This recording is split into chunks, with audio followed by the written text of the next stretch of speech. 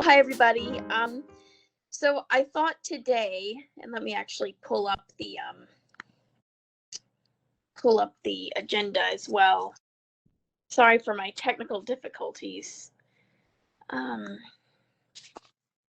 I thought today we would just briefly touch on the annual information,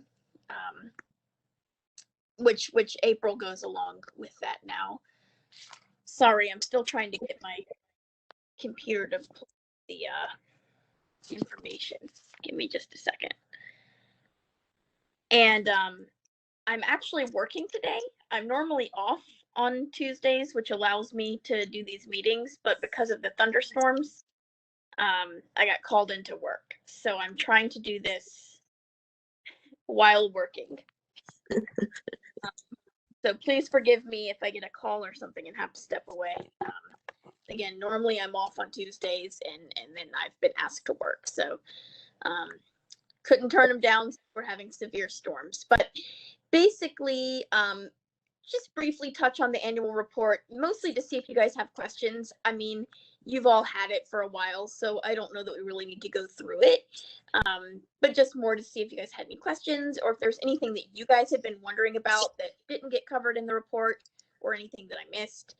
And mostly I'd like to work on what we're going to do for Preservation Month, because it's May. So I'd like to talk about that, I think, more than anything. And then we also have a few things that Erin has added to the agenda about the annual work program and the HOD regulation awareness. So maybe that's something that she would like to talk about as well. And then maybe talk about how to move forward if we want to do a new card and when we would want to do that. Maybe something we could release. I'd like to do a fall one, but I don't know if that's too long and if we'll drop off the map for too long, so we can talk about that too. But anyway, so did everybody get a chance to look at the annual metrics, what we had done so far for the past year?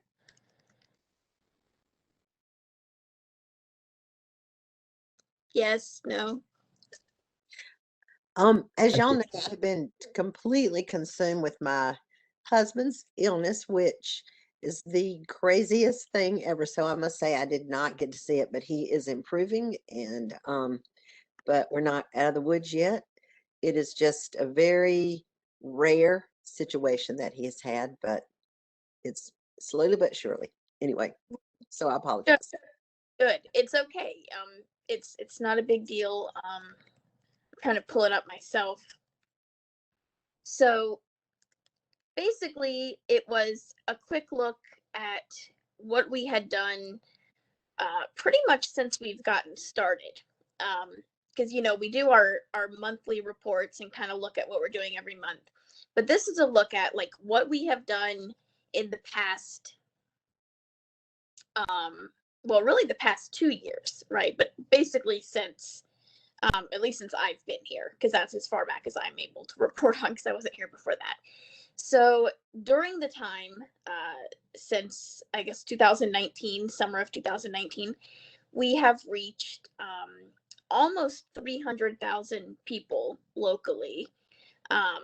So over 250,000, which that was pretty exciting to see. And I'd like to see those numbers continue.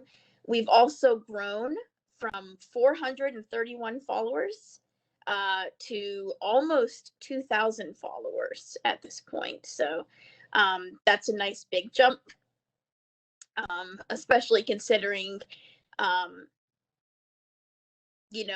that we've been in a pandemic and haven't been able to be out in the community really growing in a more in-person fashion where we can be at events and stuff. So I think that's pretty exciting considering that. And then of course we had a great event during the pandemic, which I think getting anything done during a pandemic is a win. But to to say that ours was even very successful, I think is an even bigger win. So we also, and that's the cards and like the scavenger hunt, the teaming up with local businesses. We also created a new model for public engagement by developing and distributing these collector's cards. That's something that, to my knowledge, hasn't been done before. And even the town of Cary did it too. After seeing ours, I noticed they released some themselves. And I heard through the grapevine that they saw the article about Raleigh's cards and they wanted to see if Cary could get some cards too. So that's pretty exciting. And then, of course, we've had some great media coverage. We were on WRAL, not just the website, but also TV, and then Carolina Parent Magazine. And I don't know the numbers. I'd love to know, but Nick has mentioned twice that we've had significantly more applications for people who want to be commissioners with RHDC than previous years. I'd love to get some exact numbers on that, but he has said a couple of times it's significantly more, which is great. That's what our outreach should be doing, not just, educating the public, but also hopefully getting people, getting talent in to help the commission. We're only as strong as our volunteers and our commissioners and the talent that we have on board. So if we can draw in more talent, that's awesome. We've also been approached about working with an app developer. And I haven't spoken with her yet, but that's something that we can talk about a little bit during the meeting. If we did work on that, that would be another. I want to know more about what she's planning before I say yes, let's do that. But if we did do that, that would be another interesting possibility. So we've had a lot of growth, and things have just been moving up, which is great. And that's really honestly due to the work that we've all been doing. So I think it's awesome. The annual report should be kind of a pat on all of our backs of look at what we have done together during this time, especially during a pandemic. We haven't let it hold us back. We've just continued to do cool things, which I think is great. And I was really proud of those numbers. I was really happy to see what our outreach team has accomplished. And then, of course, with the help of the other commissioners as well, that have stepped up and volunteered through some of our projects and programs. So that was pretty much what I wanted to talk about. And now I want to spend the bulk of the time talking about Preservation Month if we can. But I see here annual work program and HOD regulation awareness. And Erin, I think you put that in there. What are you want to take the lead there and talk about what you want to discuss relating to that? Sure. So for the annual work program, that was just an item where we would like for the committee to look over what is being placed in that annual report. Make sure that you feel it fully encompasses doing, that it's appropriate language to be shared with City Council. If you have anything to add or anything to fill in, I think Tanya left a couple of gaps for things that we would want to add in based on what community awareness has done in the last year. So just essentially reviewing that and confirming that it's good to go for the report. Forgive me, I don't think I saw something come through that was like an older one. Was there a newer one sent in that I've missed? There is a draft report that Tanya shared on, it's been a couple of weeks ago now, that needed comments by 8th. Heather, I think that you sent in the social media metrics to fill in the gap in that draft that was requested. I don't know that a full incorporation of all the edits from commissioner comments have been included and redistributed by Tanya yet. But that. So you're talking draft here. What's that? You're talking about this draft here that she sent. Yep. Okay, I see.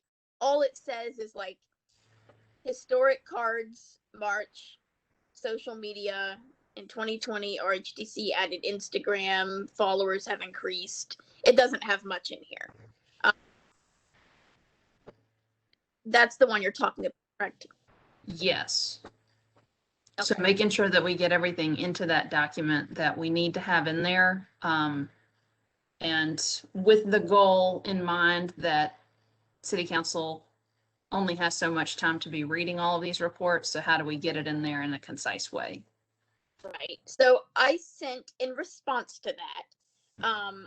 Is Tanya on the call? No, she's out this afternoon. Okay. In response to that, I mean, I think probably a couple days later after she sent it, I responded with the full social media, and it's not just the social media report, it's really the committee report. It was lengthy though. But she should have all of the information that's in that report, which everyone else has been sent to. So I guess on that note, you know, we've already asked, but if you guys got a chance to look at it, do you think there's anything else that should be mentioned that I didn't cover in the report? I do have that here. Have the rest of the committee members had an opportunity to review that email? I'm trying to look to see if Carolyn, if you're on this or if it was just sent to commissioners. Travis, what's up? So just real quick, I read through it. Do we need to include what we plan to do for the year ahead, or is it solely just talking about what we're doing or what we did the past year?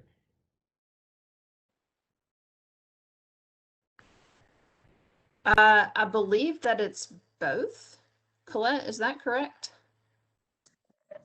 If I recall correctly, the 2019-2020 report did not happen because of COVID. So there will be that report, but then there will also be a report for 2020, 2021. So I don't know if it'll be one document or two documents. I'm not entirely clear on how it will be organized, but it will be 2 years worth of information instead of one like usual. I did send it to Carolyn got it. But as she said, she's been busy. Sure. I just want to make sure that the information's being shared. Yes. It went to everybody. I sent it to all the commissioners and everyone in our committee. But if there are other committees, then send it to them. I don't know who they are. Yeah, and I don't think that's necessary. Yeah. So yeah, they got that. Everyone's had it.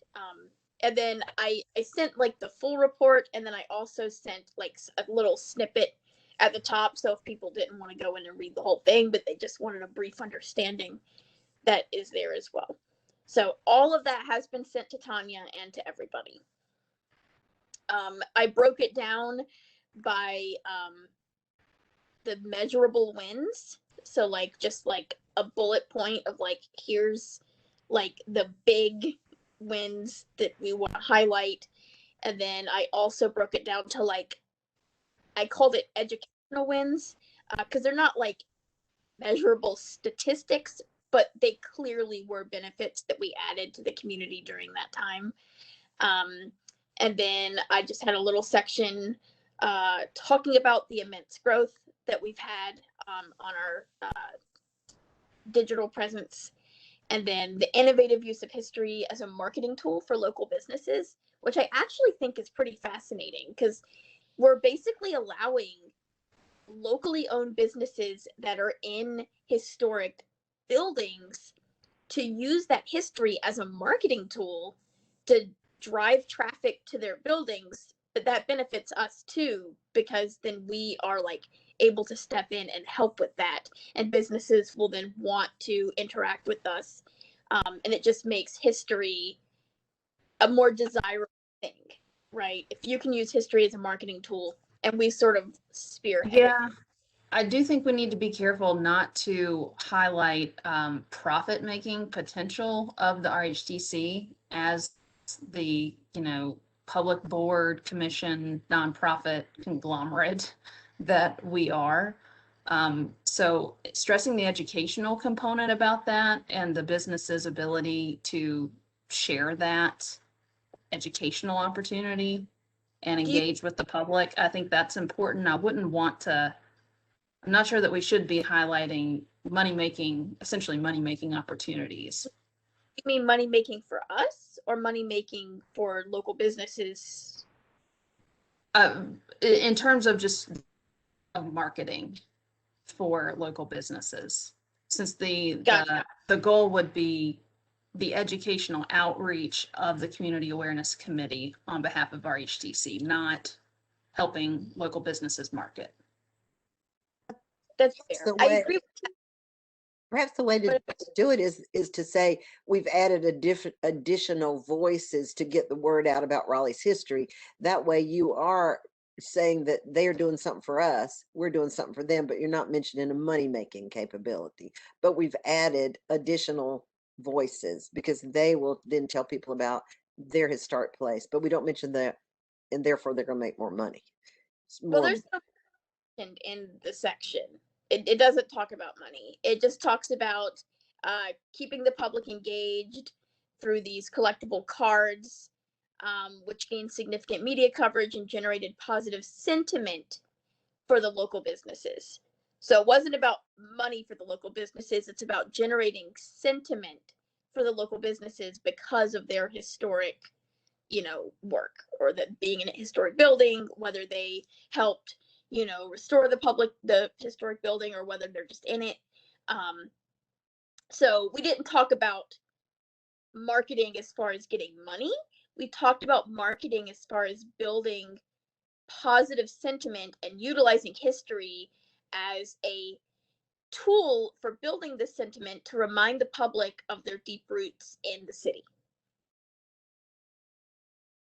Yeah, I think that's a more appropriate angle that potentially we could work into the, I think it's the section above that where we highlight the program that we've done, the outreach program. So add that as a component rather than breaking it out as a full feature of what we've done, since that's not, I guess what I'm getting at is that's not part of the RHDC mission. To do what? To help local businesses market. We are targeting businesses that are in historic buildings and spreading information about those buildings. It's an added benefit that the businesses can back off of that when they have to take care of the buildings that they're in and participate in the COA process and all of that. But I think it'd be better not to break it out like that and highlight it. Okay, I do think we highlight the positive sentiment though, because it's kind of like how we educate people like why you should buy a historic house, right? You should buy a historic house because you have X benefits. Well, how do we get these businesses to want to be part of our education? Well, because they're going to build positive sentiment by helping educate the public about the history of their building. Yeah, I would just add it's dealing with historic properties in general. We've seen more and more of the benefits of owning a historic home in terms of like, tax breaks and other things erode away over time. So I totally get it. Our mission is on preservation, but at the same time, as a community awareness committee, it doesn't hurt for us to also throw in a lot of like, stories about carrots instead of just sticks. Otherwise, it we're just going to hear more and more negative stories in COA committee about we don't know about this. It got sprung on us by mistake or by as a surprise. I don't know why we're in a historic development or committee or whatever. HOD. We hear everything at COA, and especially that 5-hour session the last month where we heard lots about the lack of community awareness for some of the applicants knowing what to do. I think it's an opportunity here for us. So I hear you on we don't want to make it sound like we're making any profit. Like there's no money coming into RHDC. But I don't think it would be a problem for us to mention that particularly in light of the pandemic, that some of our efforts did help businesses and historic properties generate a little more foot traffic. Right, and bring people downtown. Because when I was talking to uh, Ernest Dollar at the museum, um, he's of the same mindset. He wants to bring people back into downtown Raleigh, especially after the pandemic, where people really haven't been coming downtown. And that was one of the reasons we did the scavenger hunt the way we did, with the added benefit of bringing that foot traffic. I agree we need to be careful with the language. I definitely agree with that because we're not a business. But I do think, in a sense, talking to city council about the value of that education, not just in terms of education is valuable, but in the terms of like there is a potential financial value for local businesses who are willing to spread more education about the history of their businesses and their buildings. Um, I think could really just be an added value for our HDC. Education is a very soft value. We want to be able to show tangible results as much as possible. And I, by the way, Travis, I'm really grateful you mentioned that about the COA committee, because like, we wouldn't have known that, right? That people want this other kind of education for understanding the pluses and minuses of living in a historic building. So I think or historic home. So I think that's something we should address as well. I will relay all of that to Tanya to work on the final edits. I think we need to be careful with the language. I agree. Using businessy terms like marketing, but I think using some softer terms like sentiment and foot traffic could still show that there's an actual value to the education. Yeah, I mean, there's definitely a positive side there beyond just preservation of buildings that we can highlight. It's just the thought of what we had defined, what our work program would be for the year, and making sure that we're showing that that's what we did. And bonuses on top of that are good, but concise and impactful is the goal. Yes. But I will share all of that with Tanya. And she's got the too, so I understand she's definitely going to want to edit it down.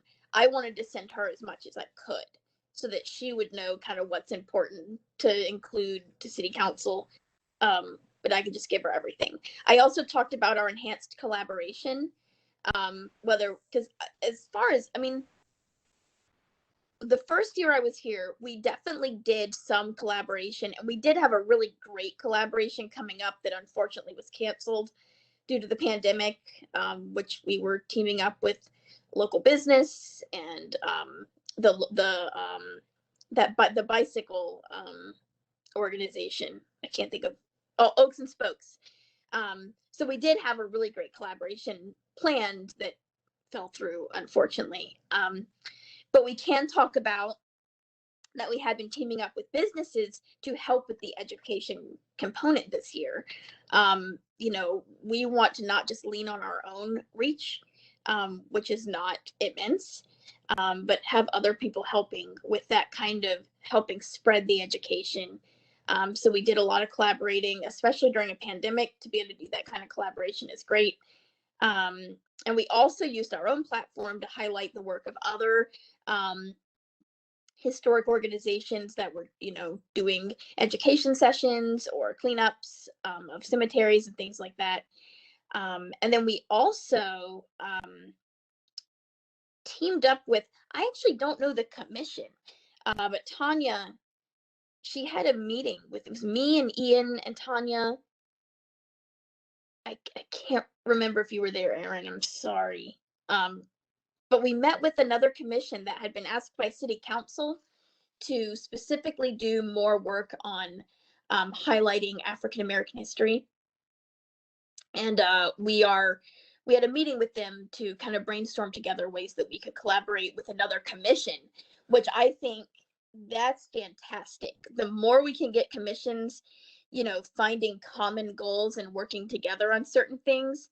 I think a lot of people in Raleigh don't even know we have commissions or what they do. So teaming up with other commissions and kind of bolstering each other is huge. So we did that a little bit this year too, which was great. Travis and Carolyn, if you guys have any additional comments to that,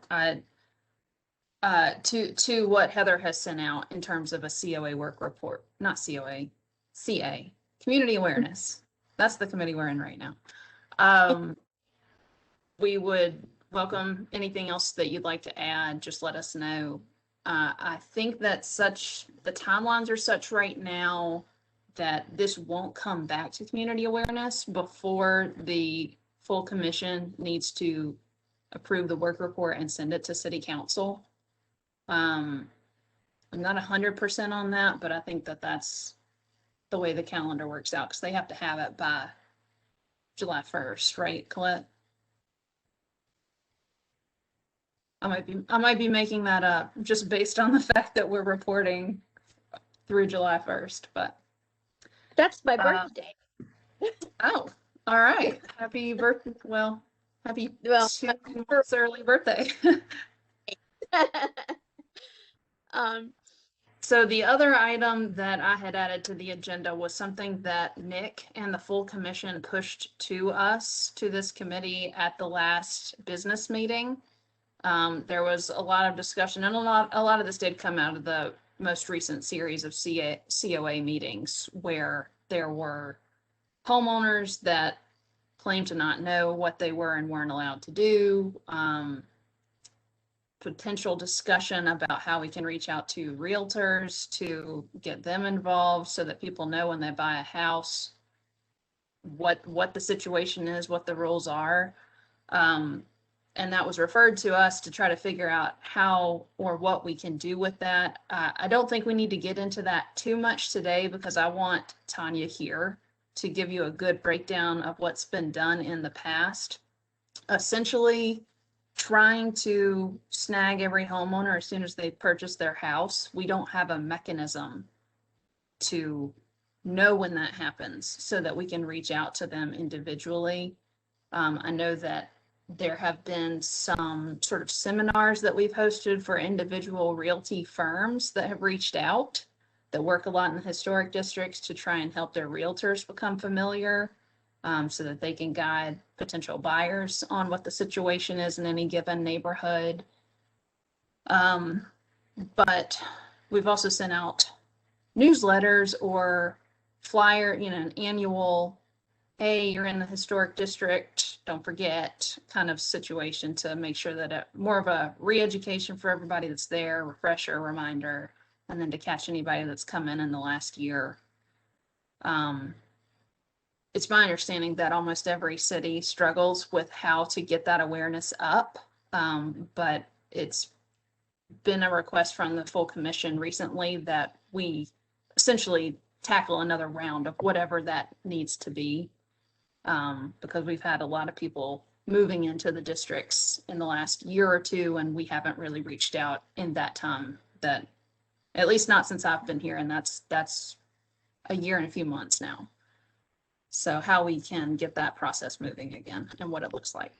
So real quick, I think there's a way that we can blend 3 of these agenda topics into one. We can do something for the History Month, Heather, that you were talking about, addressing this community awareness issue and also the COA concerns. So the NC Realtor Association, they're currently rehabilitating the Heck Andrews house. And that's supposed to be reopening here, I want to say in the very near future. Like their Instagram is showing that they're doing pretty much end state furnishings and putting touches on the final parts of the house. I think it wouldn't be out of the question to reach out to them about potentially agreeing to host some sort of event to understand more about Raleigh's preservation efforts. We could try and team up with Preservation NC if that would make a bigger splash going to the Realtors Association. there's going to be a lot of attention on that house. And I know the Realtors Association right now, there's a lot of attention on them given how hot the market is for the time being. So it's, I think the onus is on us to try and figure out how to put a marketing spin on some of the, I hate to say it, the COA stuff to where, yeah, it is a regulation, but at the same time, there are interesting ways to look at um, what being subjected to that COA process does. Number one, you've got the whole history of all the changes that have happened to your house since it's become a landmark or you're part of an HOD. Like I found, Callie, I went and scanned like probably 350 pages of blueprints and saw pictures of what my house is, how it's changed, who changed it, what went where. Um, those records can be interesting. Whatever tax breaks are still available. I know there are some for landmarks. I believe that North Carolina still might have some for rehabilitating a house. I want to say it was like 10% or so of the costs. And when I talked to the guy at the State Department, this was 3 years ago, he was telling me it's anything. Like if I buy a shovel and I'm using that to maintain the house, I can include that in the report for things to write off or to get that tax benefit on.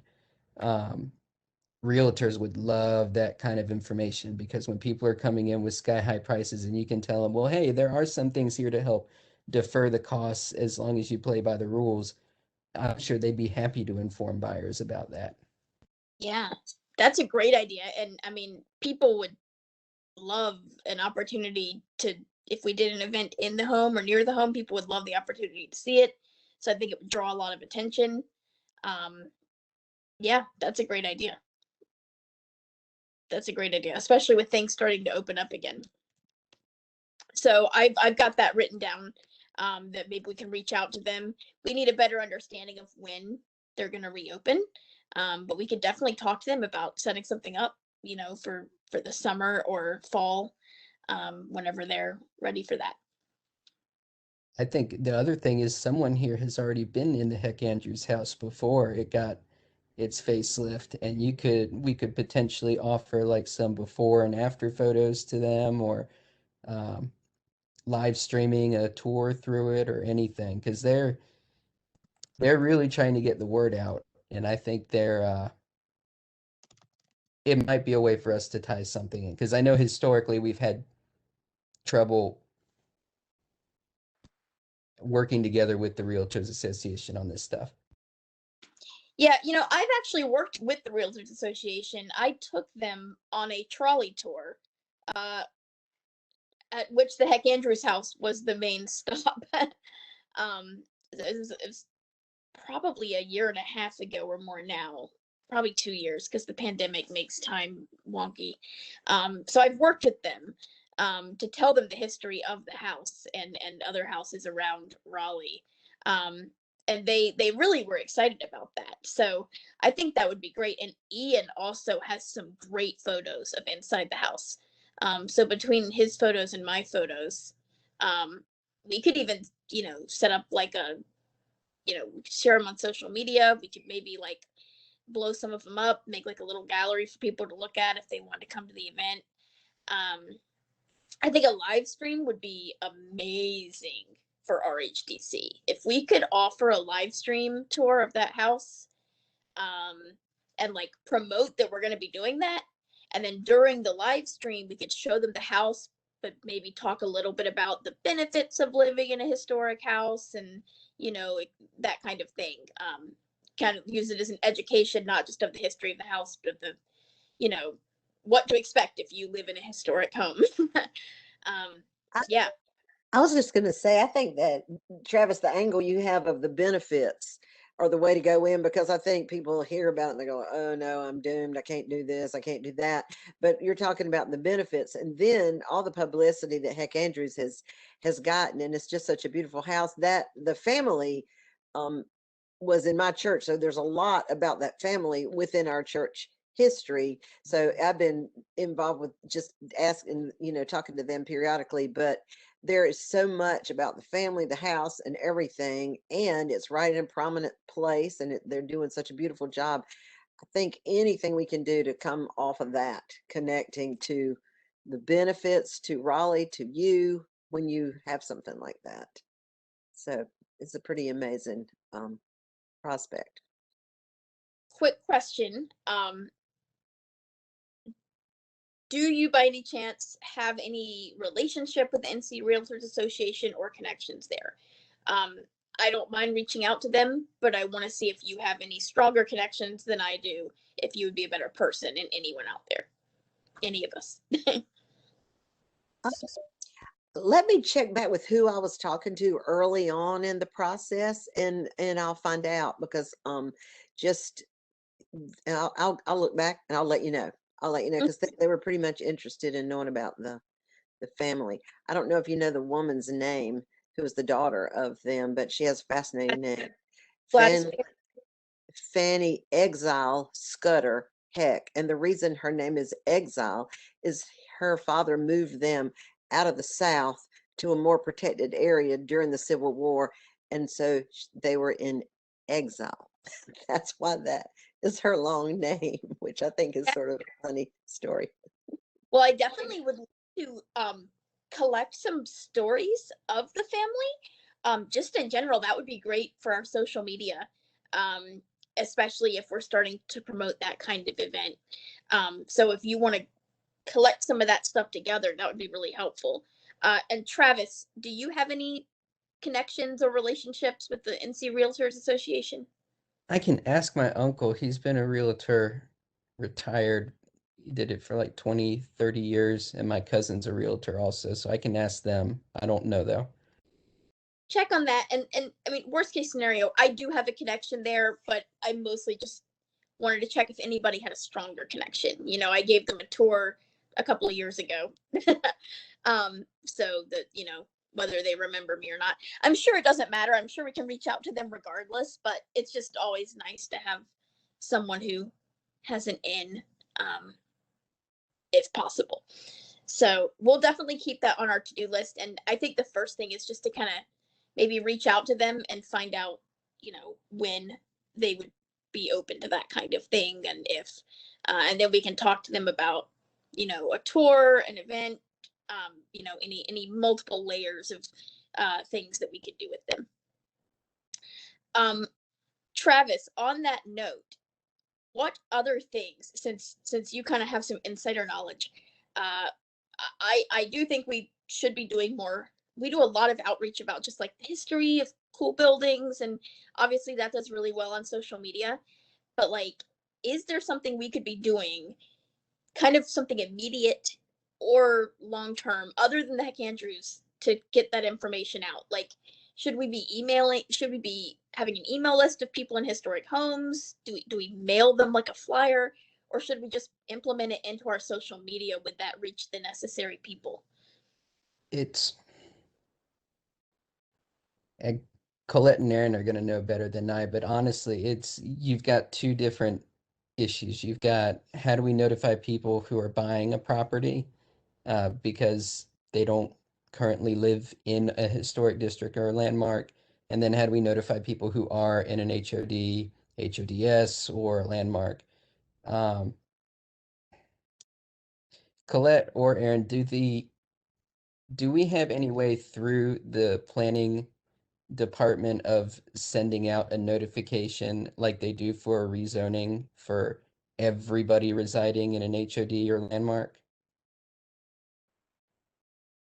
So what we do for COA is something similar with a smaller buffer area. So a rezoning, it goes out to everybody within 100 feet of the property, or 1,000 feet of the property, 500 something, more than 100, which is what we do.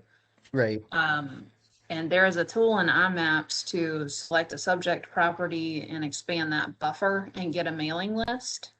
But other than that, you would just need to create a boundary that specifically encompasses the entire HOD, and then generate a mailing list from that polygon that you've drawn in IMAPs. In terms of landmarks, which are much harder to corral, they're spread all over the city.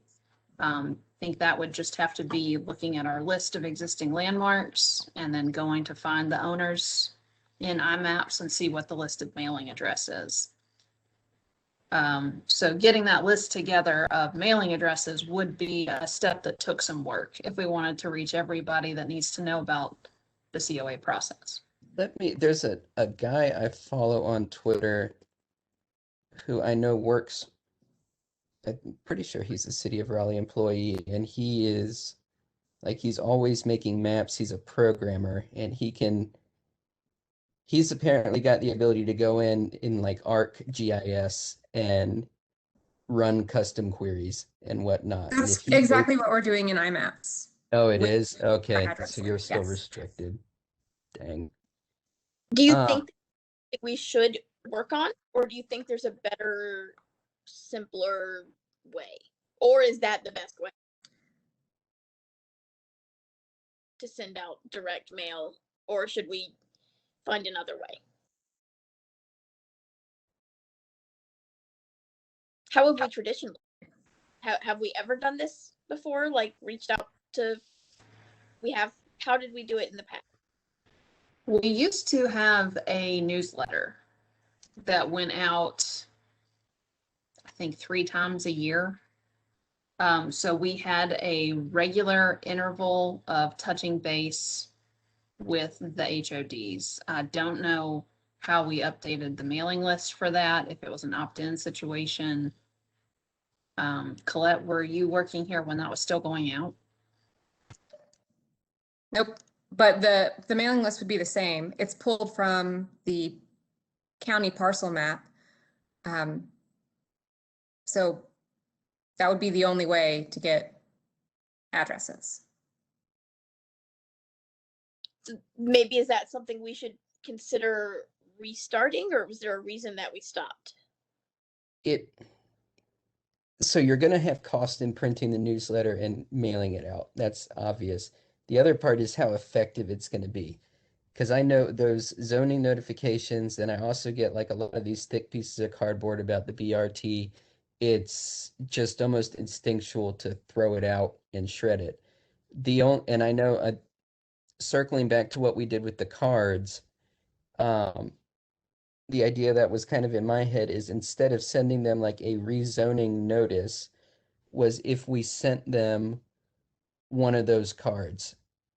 Like if we did it like a Heck Andrews House card, or if we go around and look, I was looking through the Historic Raleigh app for a lot of the historic African American buildings in the city, where we just make a set of those cards. I know there's a local printer that makes like kids soccer cards, so they can actually print whatever design we send them onto a piece of cardstock, have rounded corners on it and everything, that can do foil or whatever we want on it, and send that along with the notice of like maybe a live stream event, or a link to a video that says, hey, are you wondering about the benefits of living in a historic property?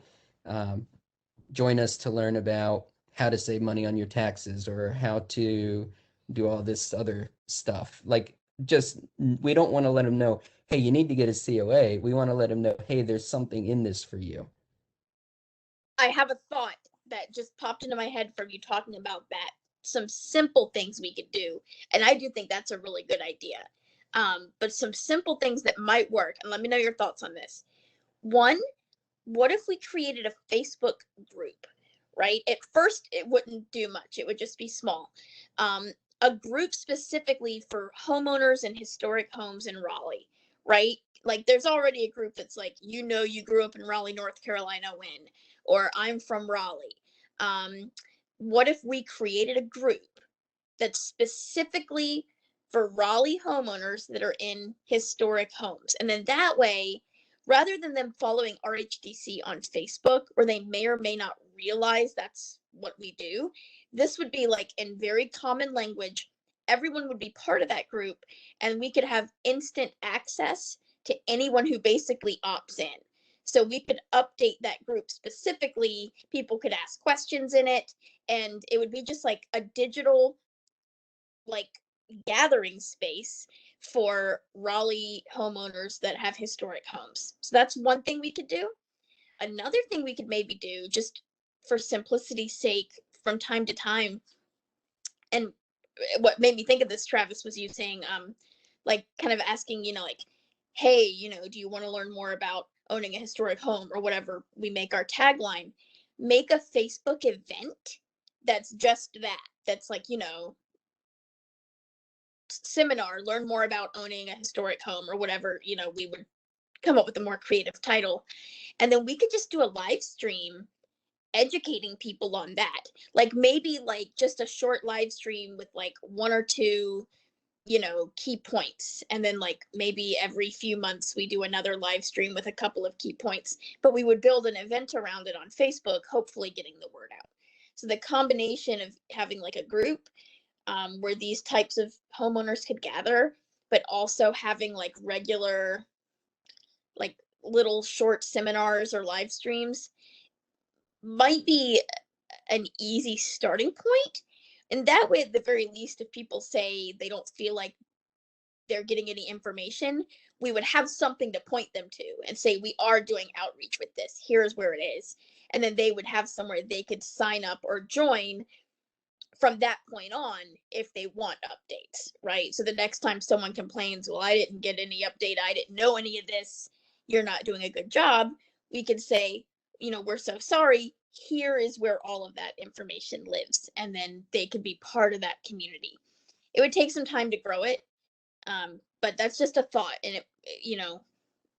I it think would, those are great. And I was wondering, don't some of these areas have neighborhood groups that meet periodically? So you could let that group, if you know the names of those groups, make sure that's a place that we definitely go to directly, whether that is a direct mail just to that one person, a personal letter or email to that head of it, or somebody that is known to be a leader within those neighborhood groups. Then I think it's not going to be, because I think you're right, Travis, you see some stuff, you're just going to get rid of it. But if it's coming to a key person or somebody in that neighborhood group, that would be another way to get people's attention. Let them know what you're talking about. And then when they have those meetings or send out their next door things, or they are doing a group email, they would have that information. So I think having a conversation on social media about managing a historic home is fine and something that we should look into. However, in the past, every time it's come up, anything COA related should not happen on social media. It's a quasi-judicial process. Any kind of comment shared, we wouldn't want to give the impression that a discussion on social media is equivalent to the discussion that happens in a meeting. So, I mean, certainly process things can be mentioned, but in the past, we've always had a pretty fine separation between having COA stuff on the city's website, on our official materials, and having the fun stuff on social media. that's fair. And to be fair, I would not know anything about COA stuff. So like it couldn't be me posting Hold that. on. We work up closely with COA. So you're right about the committee stuff with the COA, but we do have the DRAC, for example, and that's not quasi-judicial, and it does review over COA applications. It does not review applications, they provide Oh. advice. Well, yeah, I mean, that's what I'm talking about. Like But it's not binding, it's not a decision. right, It's advice. right, But exactly. it's a public meeting that anyone can join, which is not true for a social media platform. Not everyone can be on it. Hmm. So do you have a suggestion, Colette, on how we could best reach?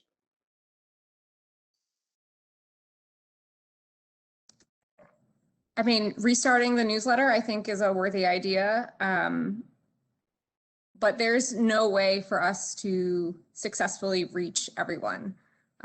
Even the addresses in the parcel system are not always correct. or up to date. What if the social media outreach was not to make decisions, but was always about pointing people to the decision-making place? Please get the word out to your neighbors or to your thing. This is where you go if you want to find out about this stuff.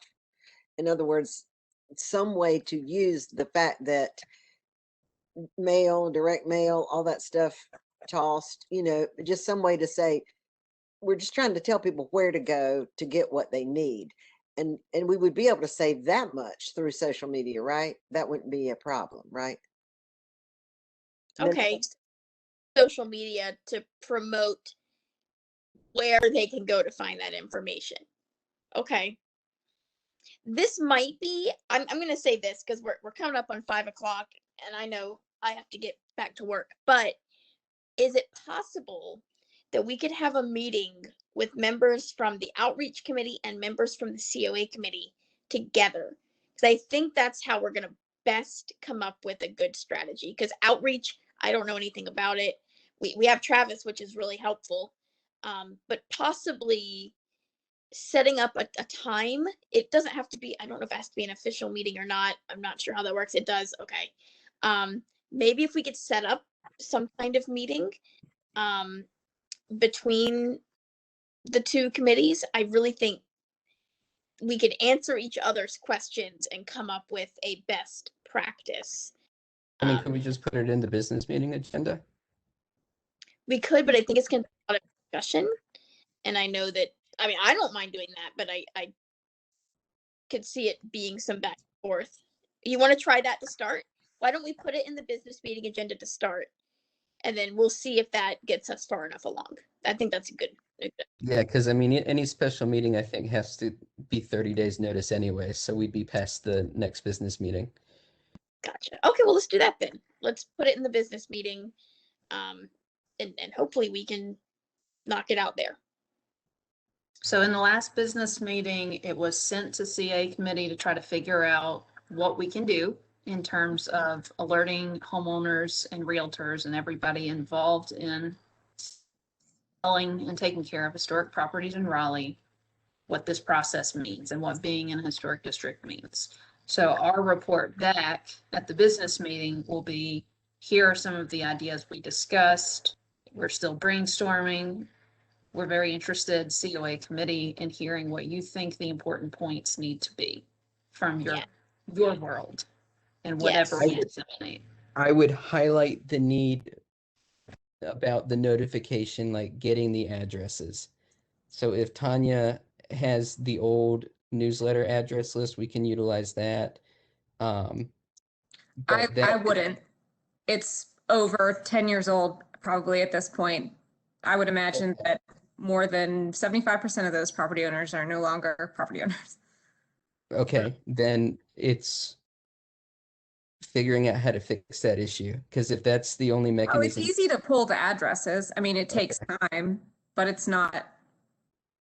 okay, then we can offer that up to the committee as like the next step would be, here we can gather the addresses. Can we get budget for a mailer or a newsletter or something? Because it's not going to be a $0 event to do it. Correct. I think that's a good idea. We can also mention to them ask them what is possible digitally, or if they even would advise that, or think a direct mailer is the way to go. This wasn't discussed, but we do have the Gov delivery as well. I have no idea how many people are on that list, but anyone in the city who's interested in getting emails about the business meeting, COA meeting, any of these meetings, there's already an email blast created. Cool. All right. Yeah, I feel like I've seen that before. So that's definitely an idea too. And you're right, Colette. We're never going to reach everybody. I don't think there's any way to do that. But I think as long as we have something that we can point to that we're doing, that hopefully is a certain level of effective, of course. But just something that when people say, well, we didn't know at all, we can say, here's how you can, get informed from this point on. I think that's pretty key, as opposed to just being like, oh, well, you know. So yeah, okay, good. Well, then we will take our ideas. I'll email. I took some notes here. I don't know if you need them. You guys might have taken notes too, but I'll email them, and then we can just, I think, bounce it back at the meeting, and hopefully from there, come up with some kind of solution that then our committee can take forward. On that note, it is. It is, have we put any posts up that acknowledge that it's Preservation Month yet? Not yet. Yeah, so we'll do that. Because I guess, yeah, we're officially in May. So we'll do that. And then the big thing we want to do for Preservation Month that we talked about was doing just more like a fun game. It's very similar to, like, I see Ian do it a lot on his old Raleigh group. And in fact, we've emailed with him to get a little bit of help with that, but basically kind of put up like, how well do you know Raleigh history or Raleigh historic buildings, and do some sort of like quiz around that. Maybe like, a couple of posts a week, put up a cool looking, we could either put up like a cool looking old archival photo and see if people can guess what it is or where it is. Or we could do like maybe like a close up or like a weird angle on a historic structure and see if people can guess where that is. There's a game I like to play, like it's where in Raleigh, and then like I take a picture from like a weird angle and then I make people guess like where in Raleigh I'm standing. So we didn't get to talk about that, but I do think that this was an important discussion to have about, getting this other kind of awareness out that we don't really touch on as much. But if an email, please, guys, just think about, if that works for you, if we want to just do like kind of a Raleigh history quiz with pictures, if that works for you, or if there's anything else that you think we should do. And also, I did want to talk about if we should have like a little prize. We don't have to, but sometimes that bolsters engagement. So we can talk about that as well. I guess we'll have to do it in email though. Yeah, I think, 4 days into the month already, that we cobble together some kind of prize without really knowing what our format will be anyhow, for the end of the month is probably more than we want to take on. What about just printing off this whole full set of those cards again? It could be that. Or I mean, I think we could easily come up with a prize. The cards are a great one. I mean, I go to Shutterstock. I have some just pictures I've taken of historic buildings. They look really nice when you print them on like a canvas or it.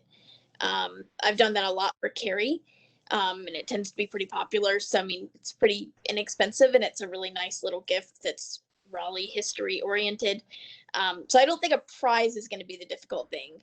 I'm going to write some sample questions and I'll email them out to everybody. So I have a quiz kind of in my mind, things that I've worked on in the past. I'll send that out, and maybe from there you guys can respond if you think there's something that should be added. I think that's how we're going to have to go from now. And Heather, I know we are out of time at this point, and we haven't discussed the public inquiry request we had about our app and potential collaboration there. Would you be able to, before the next meeting, reach out to, I think you've been on all emails that staff has exchanged with Olivia. So if you could reach out to her in the next month prior to our next meeting and figure out exactly, what it sounds like she wants to do, how she thinks we can help. Specifically, that would be great. I'm going to forward some information that Tanya shared in terms of the platform that we're using. We haven't talked about it very much at all. It sounds like able to, share the information that we've gathered because it's all out there for public use. But more than that, we need to understand more what the ask is, I guess. So if you can come back next month with more for us to talk about, that'd be helpful. Sure. Yeah. I'll do that, and that way we'll just have a better understanding of what she's looking for. Because I'm not sure now if she just wants information from us, or if we'll have to talk to her. So yeah, I'll do that. I'll call her before the next meeting. That would be great. Thank you. All right. Thank you, everybody, for staying 8 minutes late. Dedication. And I'll see you guys at the business meeting. Bye, everybody. See ya.